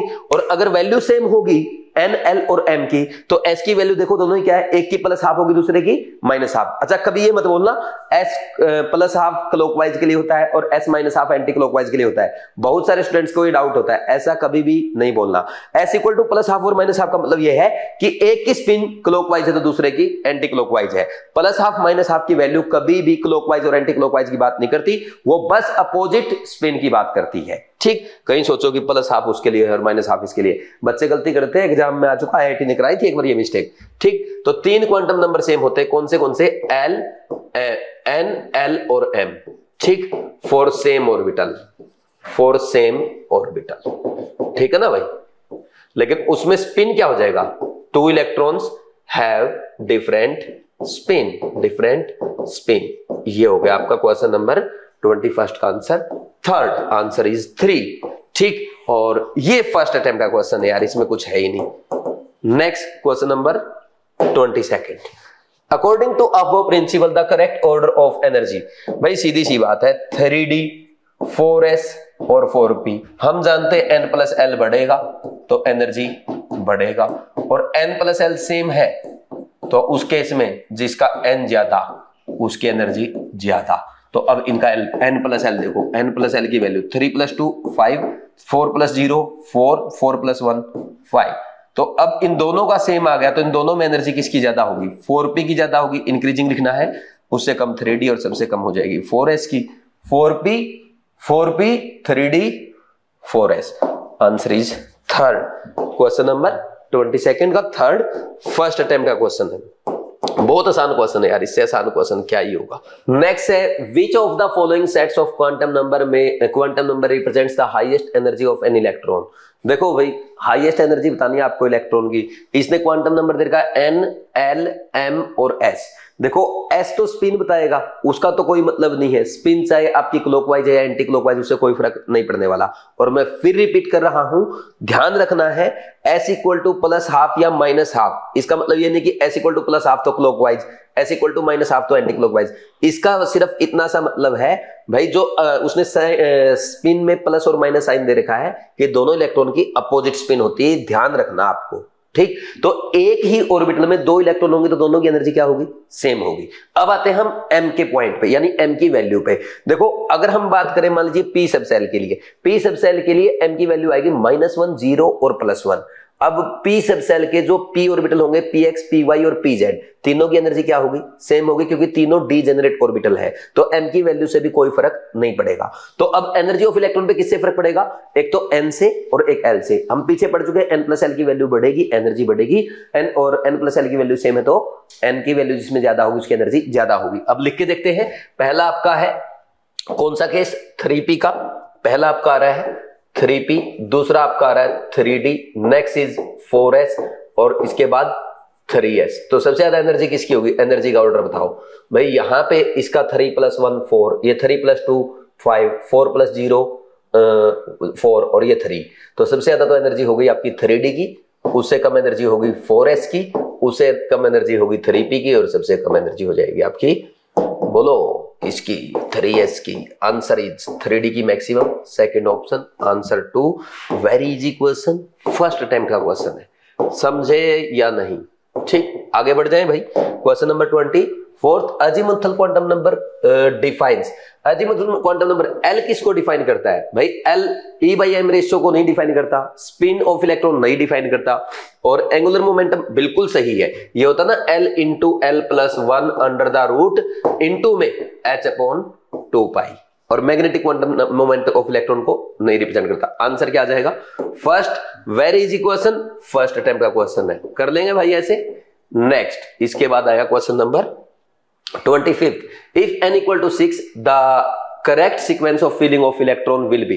देखो वैसे तो हम जानते हैं भाई, ये सीक्वेंस हमेशा याद रखो, जब भी आपको इलेक्ट्रॉन फिलिंग का भी जरूरत पड़ेगी तब भी ये काम आएगा। ns के बाद n-2f, उसके बाद n-1d और सबसे लास्ट में इलेक्ट्रॉन जाएगा np में। तो कभी भी nh सेल में इलेक्ट्रॉन की फिलिंग होगी इस ऑर्डर में आएगा, क्योंकि इनकी एनर्जी का यही ऑर्डर होता है। अगर मैं इनकी एनर्जी आपको बताऊं, n + l से देखना, n + l की वैल्यू इसका कितना आएगा? n = इसमें 6 पुट करो आप एक बार।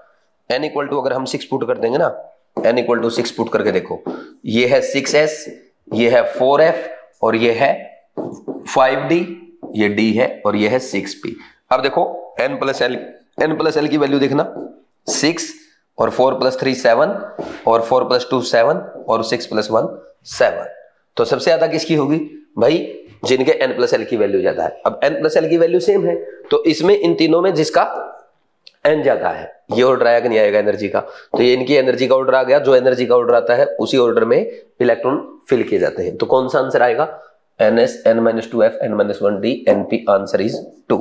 Very important question for revision. क्योंकि ये नीट में ऑलरेडी आ चुका है, और दोबारा भी आ जाए ना, आपको टेंशन नहीं लेनी चाहिए।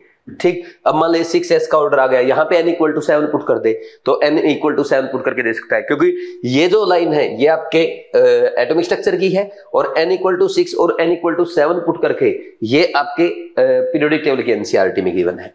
ठीक, आंसर आ जाएगा 2, और ये था आपका फर्स्ट अटेम्प्ट का क्वेश्चन। Very easy. ठीक, क्वेश्चन नंबर 25 के बाद next question number 26। In an atom the electron is moving with a speed of 600 metre per second with an accuracy of 0.005%। Certainly with which the position of the electron can be located is this mass of electron this। तो बताओ भाई, आपको क्या करना है, क्या बताना है, वेवलेंथ ऑफ इलेक्ट्रॉन बताना है ना, सर्टेनली क्या बताना है, certainty with which the position of electron can be located, यानी डेल्टा एक्स बताना है। हम पढ़ते हैं delta X into M delta V is equal to H upon 4 pi पढ़ते हैं Heisenberg uncertainty principle. Delta X is equal to क्या हो जाएगा, H upon 4 pi M into delta V. v कितना दे रखा है, 600 मीटर पर सेकंड दे रखा है। डेल्टा v कितना हो जाएगा, इसमें देखो कितनी परसेंट अनसर्टेनिटी बोल रहा है, ये आप ये 600 गुना में 0.005 डिवाइड बाई 100, तो ये आ जाएगा आपका 6×5 = 30, तो 0.03 मीटर पर सेकंड। ठीक, अब वैल्यूज पुट कर दो, 6.62 इंटू 10 की power -34 divide by 4 into 3.14 multiply by mass है 9.1 इंटू 10 की पावर -31 kg, और ये v डेल्टा v 0.3 आ गया, 0.03 सॉरी। ठीक, अब सोल्व कर लो भाई। हम एक काम कर सकते हैं, देखो मैं आपको बताता हूं, इसको लगभग 2 पे काट सकते हैं अप्रोक्सीमेटली। इसको अगर हम काटें, इसको लगभग 2 पे कट जाएगा, 2 से थोड़ा सा ज्यादा आएगा।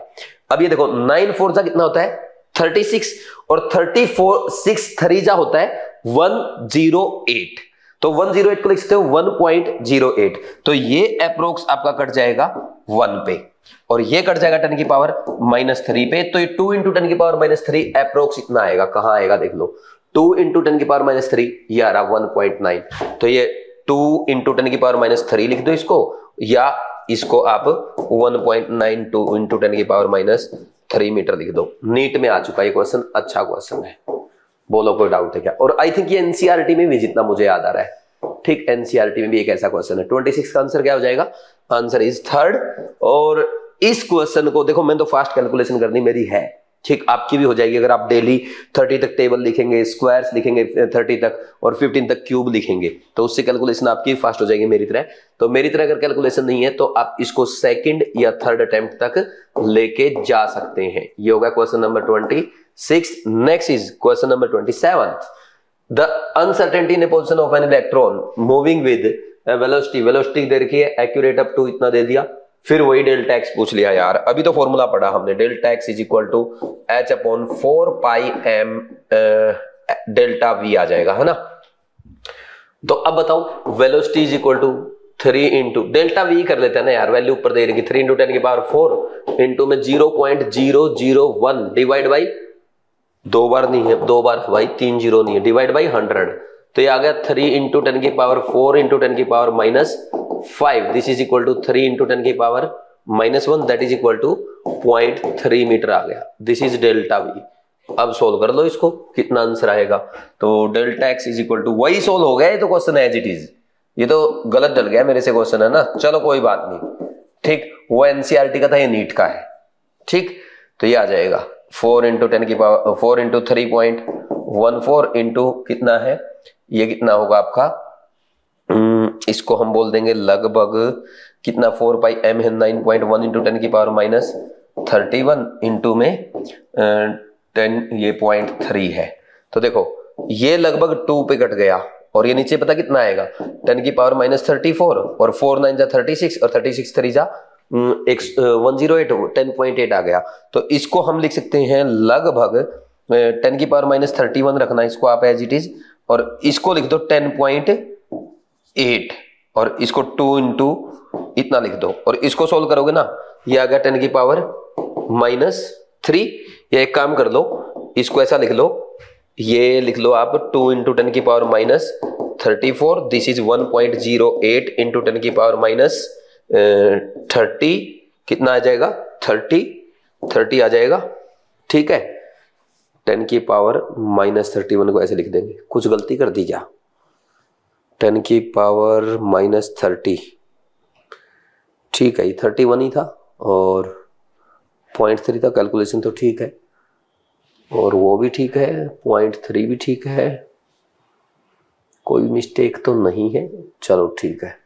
इसको सोल्व करो, 10 की पावर -4, ये आ जाएगा लगभग 1.92 इंटू 10 की पावर -4 मीटर, हाँ सही है, वो आंसर सेंटीमीटर में आ रहा, सही तो है, 1.92 सेंटीमीटर आ जाएगा, कोई डाउट ही नहीं है, कोई गड़बड़ नहीं है, बिल्कुल सही है।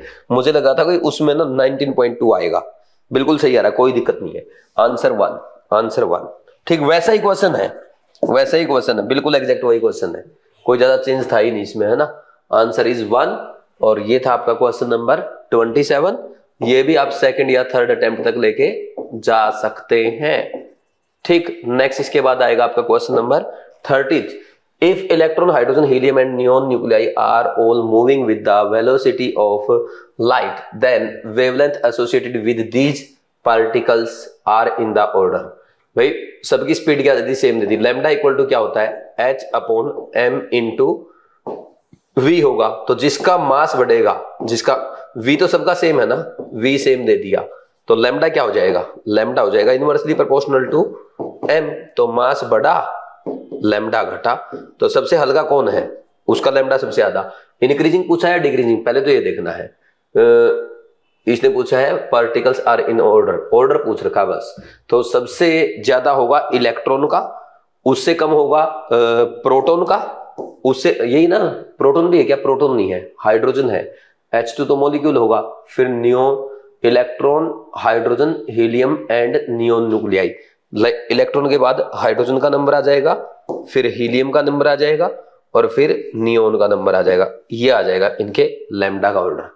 तो इलेक्ट्रॉन सबसे ज्यादा, उससे कम हाइड्रोजन, उससे कम हीलियम, उससे कम नियोन। आंसर इज 28 का फर्स्ट, आंसर इज फर्स्ट। ये भी आप फर्स्ट अटेम्प्ट का क्वेश्चन बोल सकते हैं, और एग्जाम में आ सकता है ऐसा क्वेश्चन, है ना। रिवीजन कर लो, रिवीजन इंपॉर्टेंट फॉर रिवीजन कर सकते हो बस।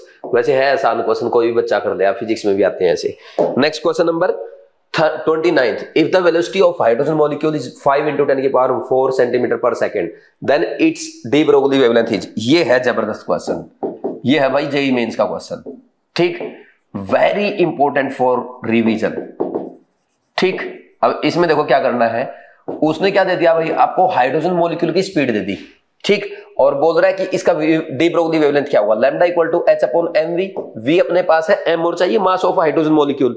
तो हम जानते हैं मास ऑफ 1 मोल H2 कितना होता है, 2 ग्राम होता है ना। आप बोलोगे मास ऑफ NaH2 मॉलिक्यूल्स कितना हो गया, 2 ग्राम। और इसको हम लिख सकते हैं 2 बाद में, हाँ चलो 2 × 10⁻³ kg लिख लो इसको अभी से, क्योंकि SI में लिखेंगे। तो 2 × 10⁻³ kg हो गया ना इसका मास, Na मॉलिक्यूल का। एक मॉलिक्यूल का कितना होगा, 2 × 10⁻³ डिवाइड बाई Na, इतना आ जाएगा kg में। वेलोसिटी कितनी दे रहा है ये, वेलोसिटी दे रहा है 5 × 10⁴ सेंटीमीटर पर सेकेंड। इसको मैं क्या लिख सकता हूं, 5 × 10⁻² मीटर पर सेकेंड, मीटर में SI में। अब लैम्डा बताओ, lambda equal to 6.62 × 10⁻34 divide by mass कितना है, 2 × 10⁻³ डिवाइड बाई Na है 6 × 10⁻23 गुणा में ये हो जाएगा 5 × 10⁻, कितना 5 × 10⁻²। तो 5 दूनी 10 और 10 गुना 10⁻², 10⁻3, तो ये कैंसिल हो जाएगा 10⁻³ से, ये जाएगा ऊपर। Lambda equal to 6.62 into 6 × 10⁻34 into 10⁻23। इसको सोल्व करो, ये सोल्व हो जाएगा, लगभग ये आएगा 40 पे। 40 6 6 जा 36 और 6 6 जा 36 और 3 39, 39.6 यानी अप्रोक्स 40 इंटू में 10⁻11 मीटर। ठीक, इसको मैं लिख सकता हूं 4 × 10⁻10 मीटर, और उसने देखो किसमें आंसर दिया, एंगस्ट्रॉम में, तो 4 एंगस्ट्रॉम आंसर आ गया। Answer is 2। Very important question, second या थर्ड अटेम्प्ट का क्वेश्चन है, और मैं चाहता हूं कि एग्जामिनर एक आध क्वेश्चन अगर नीट में भी ऐसा पूछेगा तो इससे बच्चों को फायदा होगा, थोड़ा सा पेपर का लेवल बढ़ेगा और अच्छे स्टैंडर्ड के क्वेश्चन आएंगे, तो थोड़ा सा कट ऑफ पे भी इफेक्ट आएगा। ठीक, तो ये क्वेश्चन, ऐसे क्वेश्चन आपको बीवाइज क्लास, ये आपके क्वेश्चन बैंक का क्वेश्चन है, रैंकर बैच का क्वेश्चन बैंक में है। ठीक, नेक्स्ट आगे बढ़ जाए, question number 30। The kinetic energy of 1 electron is 2.8 × 10⁻13 joule. What is the de Broglie wavelength.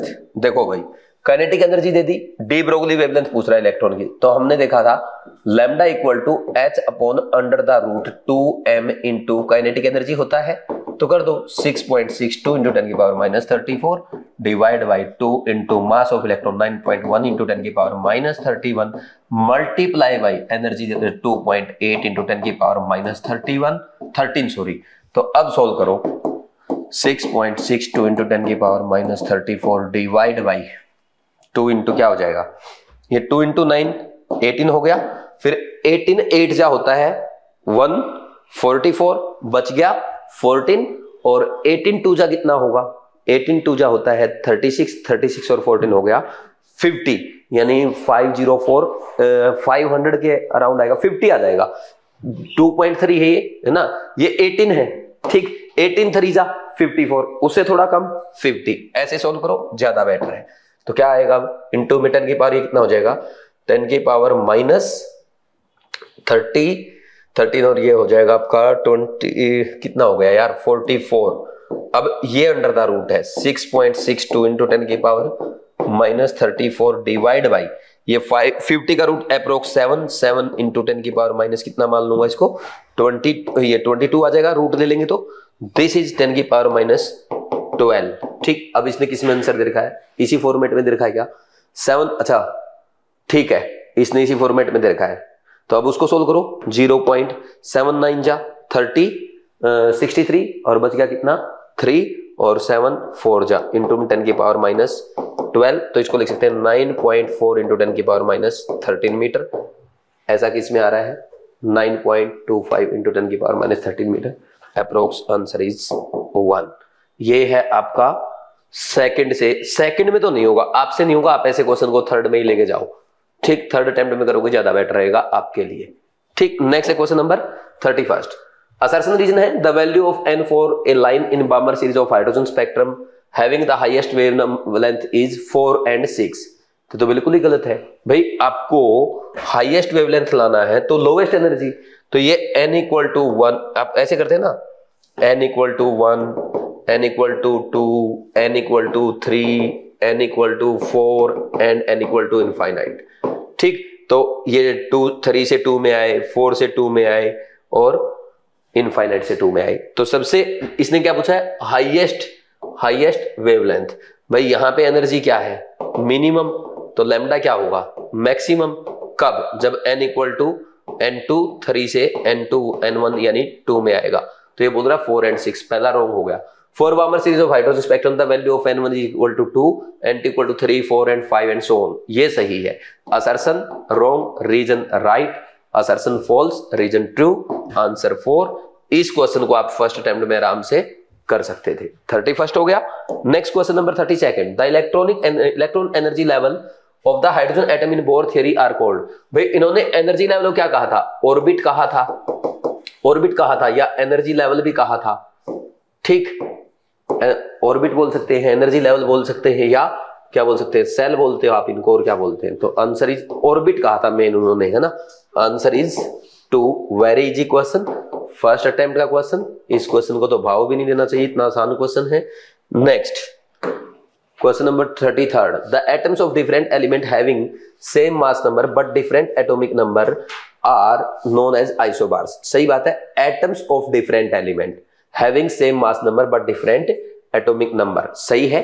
जैसे अगर हम बात करें आइसोबार की, आइसोबार किसे कहते हैं, आइसोबार किसे कहते हैं जिनका एटॉमिक नंबर तो सेम हो जाए लेकिन mass number sorry atomic number different और मास नंबर सेम हो। जैसे एटॉमिक नंबर डिफरेंट और मास नंबर सेम का एग्जांपल लिख सकते हो आप, नाइट्रोजन 16 है और ऑक्सीजन भी 16 हो गया।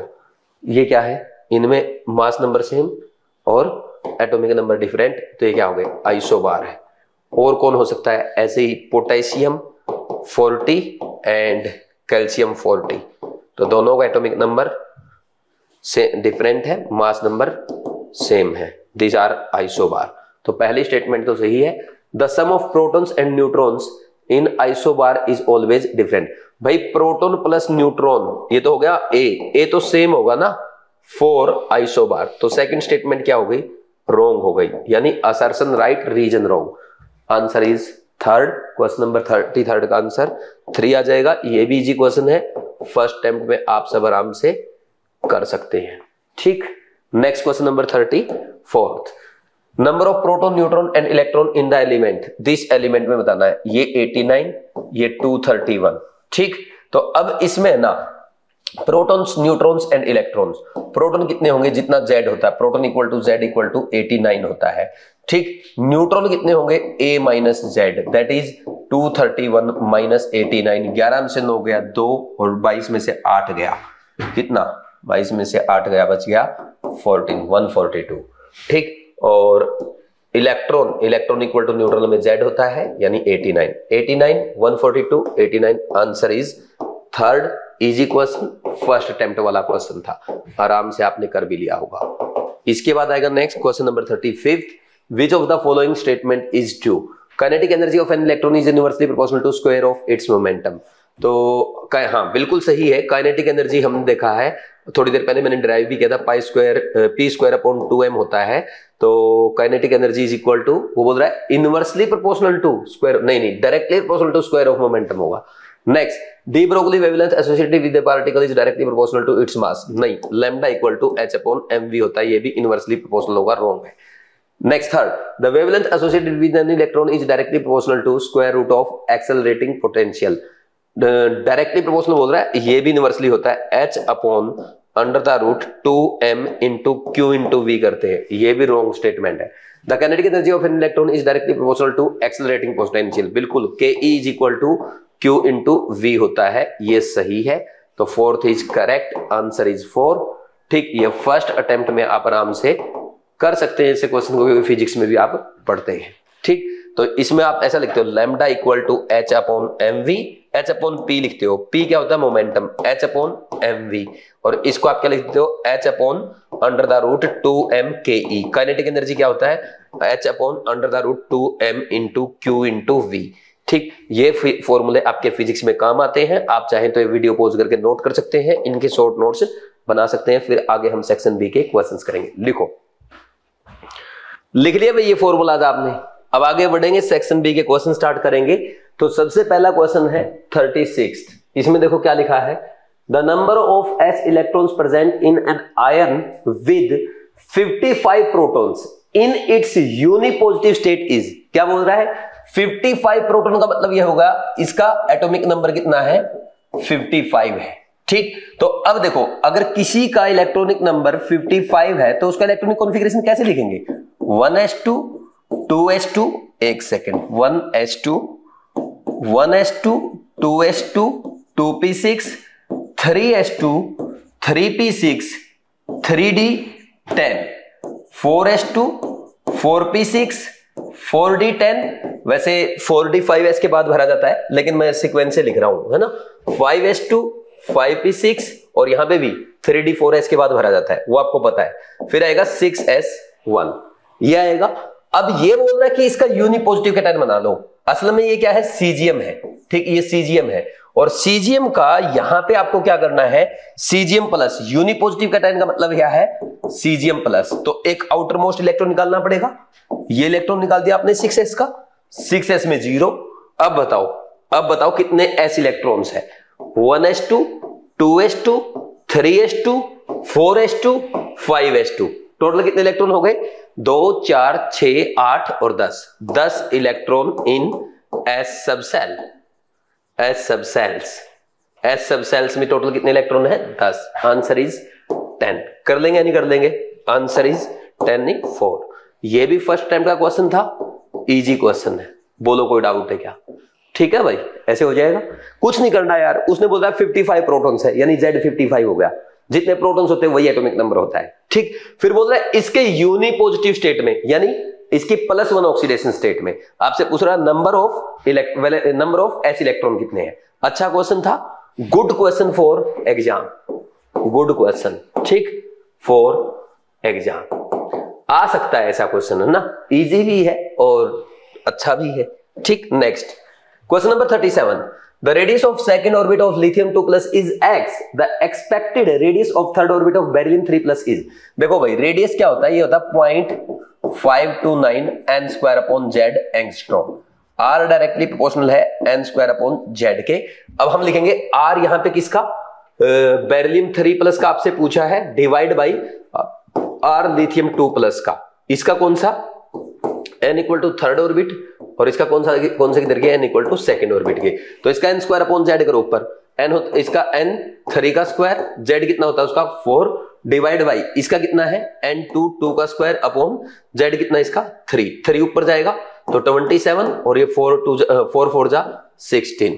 तो ये कितना दे रखा है, R बेरिलियम 3 प्लस का, ये इसकी वैल्यू x दे रखी है। तो आप क्या लिख दोगे, ये n इक्वल टू 3 के लिए 27 अपॉन 16, x को इधर ले आओ, इनटू में x आ जाएगा 27 upon 16 x। Answer is third. तो फर्स्ट या सेकंड अटेम्प्ट में आप इसको कर सकते हैं, ठीक, फर्स्ट या सेकंड अटेम्प्ट में। इजी क्वेश्चन था ये भी। Next question number 38, the energy of 1 mole photon of radiation of wavelength 300 nanometre is, energy होता है hc upon lambda for Na photons, Na photons यानी 1 मोल फोटोन्स।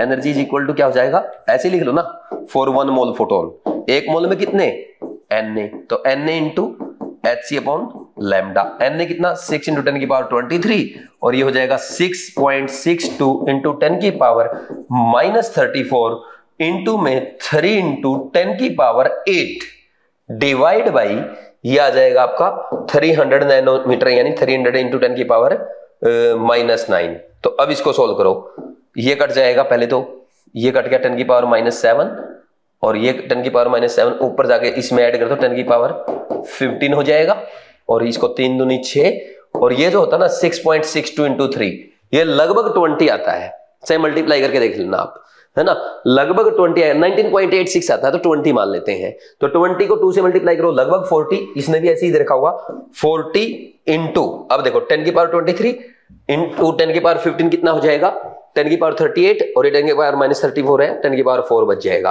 तो इसको मैं लिख सकता हूं 400 गुना 10 की पावर 3 जूल, यानी 400 किलो जूल पर मोल, इतना आ जाएगा। पर मोल भी लिख दो, वो भी लिख रहा है साथ में, ठीक। आंसर इज थर्ड, ठीक। अब मेरी बात सुनो, ये एनसीईआरटी में है, और मैं पिछले कई सालों से बोल रहा हूं कि ये question as it is NEET में आएगा, चाहे केमिस्ट्री में आए या फिजिक्स में आए, आएगा पक्का। मैं लिख देता हूं इस पे, इस बार नीट 2025 में आएगा, या ऐसे लिख दूं, हे एग्जामिनर ये क्वेश्चन नीट 2025 में जरूर पूछो। बाई चांस एग्जामिनर चेंज करके पूछना चाहे, 1 मोल की बजाय वहां पे 2 मोल कर दे, तो आप यहाँ पे क्या कर दोगे 2Na, वहां पे 10 मोल कर दे 10Na कर देना, ऐसे कर दोगे ना, ठीक। कहीं सोचोगे सर एज इट इज नहीं, वो मोस्टली ऐसा होता है, ये एनसीईआरटी का इनटेक्स्ट क्वेश्चन है। इनटेक्स्ट क्वेश्चन आप चेक कर लेना, इनटेक्स्ट एग्जांपल लेवल के आपके एनसीईआरटी में एटॉमिक स्ट्रक्चर में, ठीक, एज इट इज ही आ जाते हैं, ठीक। किसी को कुछ नोट करना तो कर सकते हैं, वैसे आसान क्वेश्चन है। E equal to hc upon lambda, और एक मोल में Na इलेक्ट्रॉन होते हैं, Na से मल्टीप्लाई कर दो hc अपॉन लैम्डा को, ठीक। नेक्स्ट देखो, the number of orbitals associated with quantum number n equal to 5 and ms equal to +½ तो भाई एक बात बताओ, कितने ऑर्बिटल्स होंगे, n इक्वल टू, भाई ऑर्बिटल्स कितने होंगे, ऑर्बिटल्स होते हैं n स्क्वायर के इक्वल, n स्क्वायर के इक्वल कितने आ जाएंगे 25, कितने आ जाएंगे 25। अब ms स्पिन दे रखी उसने +½ अरे स्पिन से क्या मतलब है, एक ऑर्बिटल में 2 इलेक्ट्रॉन आएंगे, चाहे उनकी +½ स्पिन हो चाहे -½ हो, उससे कोई फर्क नहीं पड़ता। आपसे नंबर ऑफ इलेक्ट्रॉन ऑर्बिटल्स पूछा है, मैक्सिमम ऑर्बिटल बता रहे हो आप, तो कितना आ जाएगा 25। Answer is 2। ये फर्स्ट अटेम्प्ट का क्वेश्चन था आपका, कर लेंगे भैया ऐसे, पिछला भी अटेम्प्ट लिखा गया, फर्स्ट अटेम्प्ट का तो नहीं है ये, सेकंड अटेम्प्ट में कर सकते हो आप, क्योंकि थोड़ी सी कैलकुलेशन यहां पे आ जाती है, ठीक। नेक्स्ट क्वेश्चन नंबर 40, ये है जबरदस्त क्वेश्चन, जेईई मेंस का पूछा हुआ क्वेश्चन है। देखो भाई, सबसे पहले इसने नए ग्राफ बना रखे हैं, देखो, the figure that is not a direct manifestation of the quantum nature of atom, पहला ये तो है भाई क्वांटम नेचर। आपके एनसीईआरटी डायग्राम है, क्या बोलता है, ये intensity of black body radiation जो है वो वर्सेस वेवलेंथ का करो ऐसा आएगा। यहां पे अगर टेम्परेचर बढ़ता है then curve maximum of the curve shift to the shorter wavelength, ठीक। ये ग्राफ असल में ऐसा बनता है, देखो मैं सही बना के दिखाता हूं आपको थोड़ा, ये ऐसे, ये T1 टेम्परेचर है, और अगर T2 टेम्परेचर का बनाओगे थोड़ा सा ऐसे आएगा, मतलब आएगा यहीं, एक सेकंड, ये देखो ये आ गया लैम्डा, इसका लैम्डा थोड़ा पीछे गया, ये T2 का है, तो T2 is greater then T1 आता है। ये इंटेंसिटी वर्सेस लैम्डा ग्राफ है, ठीक है। नेक्स्ट एब्जॉर्प्शन स्पेक्ट्रम दे रखा है और उसमें क्या बोल रहा है कि increasing wavelength.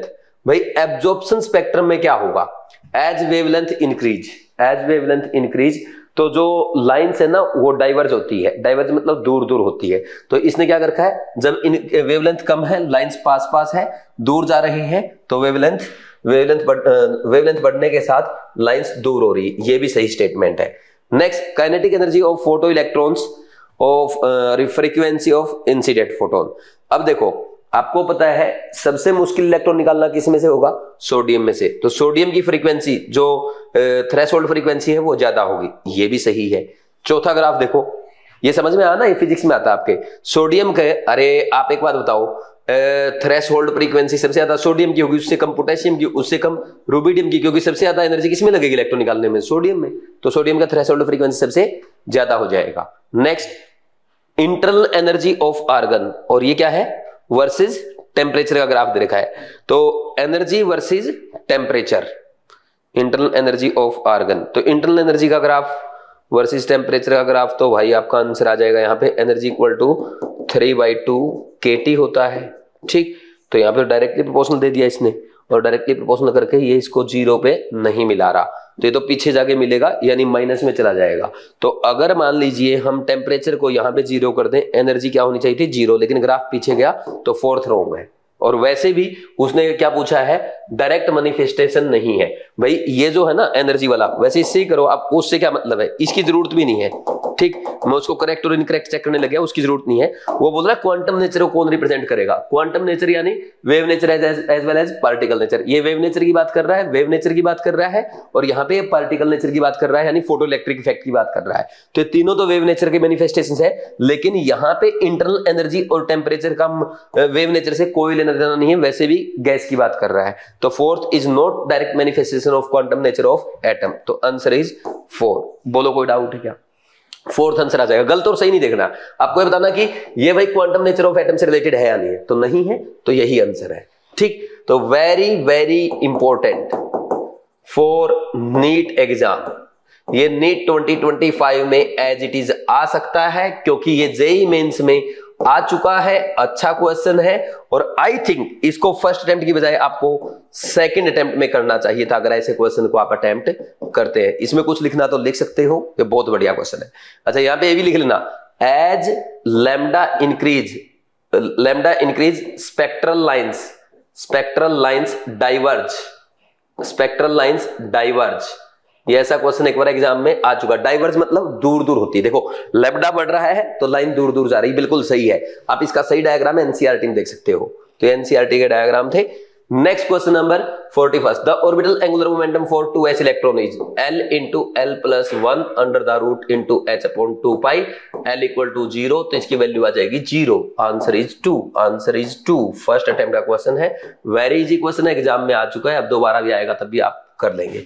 Next question number 42, the radius of an atomic nucleus of the order, radius of nucleus जो होती है that is of order 10⁻⁻15 metre, या आप लिख सकते हैं 10⁻⁻13 सेंटीमीटर।